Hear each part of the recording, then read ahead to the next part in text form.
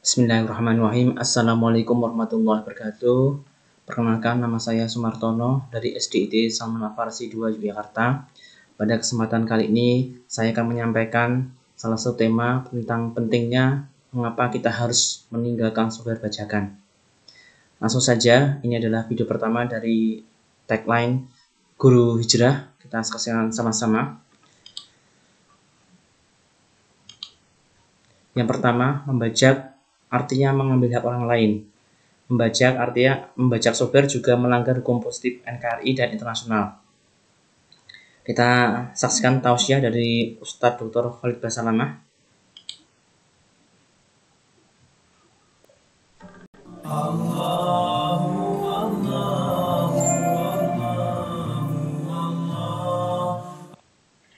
Dalam perkara kezaliman mengambil harta orang lain secara paksa, apakah dalam hal ini termasuk mengambil harta orang kafir? Semisal yang paling umum dilakukan adalah mendownload aplikasi bajakan, mendownload e-book, buku-buku agama dan lain-lain. Apakah ini termasuk kezaliman? Jawabannya iya. Orang kafir pun tidak boleh dizalimi, orang kafir pun tidak boleh ditipu, orang kafir pun tidak boleh dibohongin. Tidak bisa. Kalau seorang muslim melakukan itu dan dia tidak sempat bertaubat, maka Allah Subhanahu wa Ta'ala akan menghukum dia sesuai dengan kadar yang diambil dari orang itu. Walaupun orang kafir tidak bermanfaat buat dia hari kiamat, dia tetap masuk neraka. Tapi orang muslim yang buat kezaliman kepada orang kafir tetap akan dihukum oleh Allah sesuai dengan kadar dosanya itu. Misal dia mencuri 100 juta, ya sudah Allah hukum 100 juta itu. Seperti dia sedang melakukan pelanggaran kepada Allah, karena orang kafir itu tidak bermanfaat bagi dia walaupun dikasih pahala, gitu kan. Seperti itu memahami. Jadi tetap tidak boleh, saudara. Apa yang haram bagi seorang muslim diharamkan juga bagi non-muslim. Cuma orang muslim lebih dimuliakan. Kayak ada orang muslim butuh bantuan sama satu orang kafir butuh bantuan, antum dahulukan orang muslim. Gitu kan? Tapi boleh bantu orang kafir? Boleh. Sangat boleh. Saya pernah jelaskan hadis Bukhari, Nabi SAW pernah bersedekah beberapa belas ekor kambing kepada orang musyrik dari belakang gunung Uhud. Gitu kan? Tidak ada masalah. Pernah Nabi SAW, bahkan di Mekah, banyak orang-orang yang pada saat pembebasan kota Mekah yang belum mengucapkan syahadat waktu itu ya, tapi mereka baru mau menyatakan masuk Islam. Oleh Nabi SAW dikasih, kembalikan harta-harta mereka, menandakan boleh bersedekah dengan orang kafir dan tidak boleh, teman-teman sekalian. Ini masalah bajakan yang tinggalkan. Dan antum begini, kalau tidak bisa, belum bisa ya sudah, jangan paksain, jalan sesuai dengan yang bisa saja. Untuk apa antum mencari pendapatan halal ke depannya tapi dari sesuatu yang haram awalnya? Sama begini, pastikan rumah tangga yang dimulai dengan zina pasti sering ribut. Pasti ribut. Kacau tuh, karena pembersihan dosanya. Sama tadi, antum mulai usaha, tapi dengan bajakan-bajakan. Itu ada konsekuensi pembersihan. Jangan heran nanti kalau ada pegawai yang menipu, jangan heran nanti kalau pegawai keluar masuk, jangan heran nanti kalau terjadi hal-hal yang tidak diinginkan. Harus ada konsekuensinya. Lalu untuk apa, teman-teman? Untuk apa? Belum bisa, sabar, ada duit baru beli, gitu kan? Atau buat proposal tawarkan kepada investor-investor, banyak jalan, berdoa kepada Allah lagi sujud, gitu kan?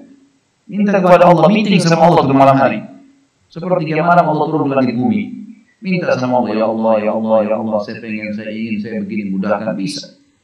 Langsung bertemu dengan Allah SWT setiap malam Allah datang. Kenapa tidak lakukan, gitu kan? Jadi tinggalkan teman-teman sekalian, sesuatu yang antum tidak suka buat diri antum jangan lakukan pada orang lain. Coba kalau antum di posisi orang itu lalu dibajak, mau nggak? Itu yang mau kan? Nah, itu adalah penjelasan singkat tentang hukum menggunakan software bajakan. Semoga kita semakin paham. Berikutnya, kita pertanyakan evaluasi diri sebelum kita masuk ke berikutnya. Rezeki yang kita dapat dari menggunakan software bajakan bagaimana?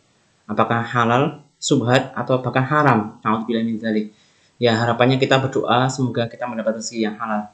Mungkin kalau kita masih menggunakan, ya semoga saja maksimal subhat lah, karena mungkin ada yang belum tahu caranya menggunakan yang asli, yang ori, yang kemudian terpaksa menggunakan bajakan.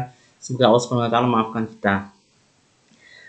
Berikutnya adalah bahaya menggunakan software bajakan. Nah, ini saya rangkum dari sumber www.liputan6.com. Yang pertama, tempat bersarangnya malware. Malware ini bisa jadi program yang berjalan di belakang layar, yang mencuri data, kemudian memperberat komputer dan seterusnya. Maka tidak heran software bajakan atau mungkin khususnya Windows bajakan biasanya rasanya lemot, berat dan seterusnya. Kemudian yang kedua, kinerja dan fungsi komputer tidak maksimal. Oh jelas, karena di belakang layar masih ada program-program yang kita tidak tahu. Nah itu malware itu memperberat sistem sehingga dia bekerja Windows-nya sangat lambat ya. Kemudian yang ketiga, serangan virus yang merusak data. Nah ini juga masuk akal karena sebagian crack atau mungkin keygen yang ada itu mengandung virus. Ketika diaktifkan maka sebenarnya ada virus yang sedang berjalan, namun kita tidak tahu. Yang keempat, jadi sarang virus. Nah ini kelanjutan dari sebelumnya. Wajar kalau software bajakan itu lebih banyak virusnya dibandingkan yang original. Kemudian yang kelima, tidak ada pembaharuan software. Nah ini sangat jelas ketika software bajakan itu diupdate, biasanya nanti akan ketahuan bajakannya. Mungkin Bapak Ibu Guru pernah melihat ada tulisan Activate Windows atau sebelah pojok kanan bawah itu ada tulisan-tulisan yang menandakan bahwa software yang digunakan adalah tidak ori atau bajakan. Kemudian apa solusi dari berhenti menggunakan software bajakan ini? Nah, ini ada solusi ya. Jadi kita memberikan solusi tidak hanya memberikan masalah, tapi solusinya kita sampaikan. Yang pertama, niat sungguh-sungguh. Jadi kalau kita bersungguh-sungguh pada Allah Subhanahu wa taala, insya Allah nanti akan diberi kemudahan. Nah, dulu pengalaman saya ketika hijrah menggunakan software asli ini dari bajakan ke asli adalah memang ada salah satu siswa kami yang menanyakan ketika pelajaran, Ustadz, yang Windows yang dipakai itu asli atau bajakan? Nah, kemudian Ustadz merasa terpukul, jawabnya bagaimana? Hanya ya jawaban diplomatis saya masih belum mampu membeli, masih belum masih terpaksa dan seterusnya. Nah, itu. Nah, akhirnya setelah itu saya punya niat sungguh-sungguh dan Allah Subhanahu wa taala memberikan izin untuk akhirnya kami membeli laptop yang di situ sudah ada Windows aslinya atau Windows originalnya. Kemudian yang kedua, memulai sedikit demi sedikit.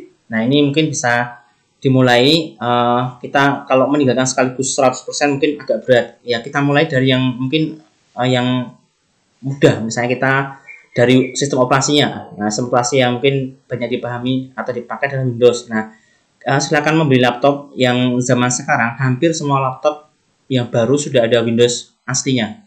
Nah, itu artinya apa? Ketika kita membeli produk baru, nah sekarang insya Allah mayoritas vendor-vendor di Indonesia itu sudah menyatakan Windows-nya asli. Bahkan di bawah 4 juta sudah banyak laptop-laptop yang di dalamnya ada Windows originalnya.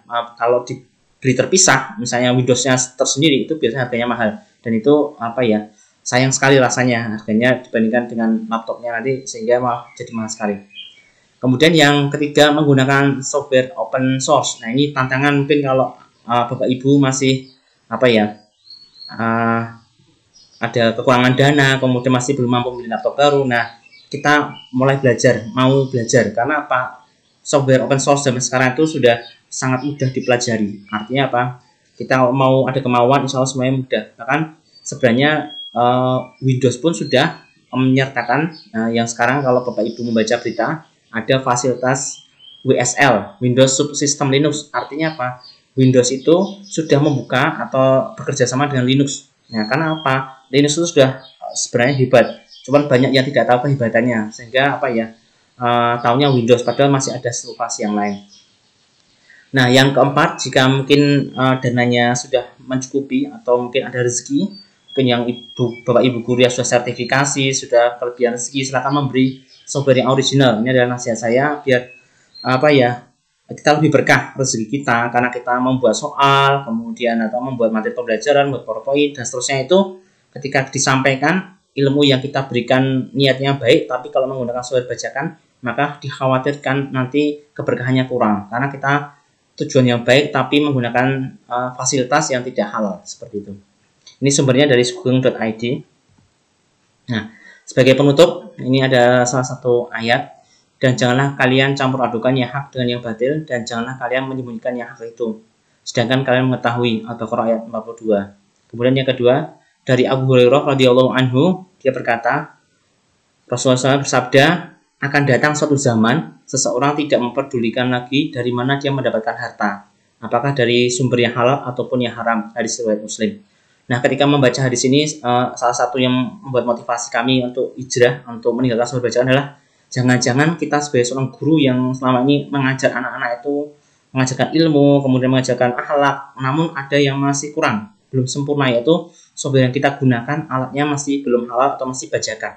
Nah, makanya di video yang pertama ini kami mengajak kepada Bapak Ibu guru di seluruh Indonesia untuk mulai dari sekarang kita sedikit demi sedikit meninggalkan software bajakan agar ilmu yang kita berikan kepada anak kita itu menjadi ilmu yang berkah. Jangan sampai suatu ketika anak tanya, Pak, Bu, Guru, Pak Ibu Guru itu mengajarkan materi agama ini kok menggunakan software bajakan ya? Pasti kita akan kesulitan menjawab ya. Nah, sedikit untuk video yang pertama, nanti saksikan pada video berikutnya. Harapannya kita tambah semangat untuk hijrah, meninggalkan sesuatu yang haram menuju yang halal. Demikian dari saya, mohon maaf. Assalamualaikum warahmatullahi wabarakatuh.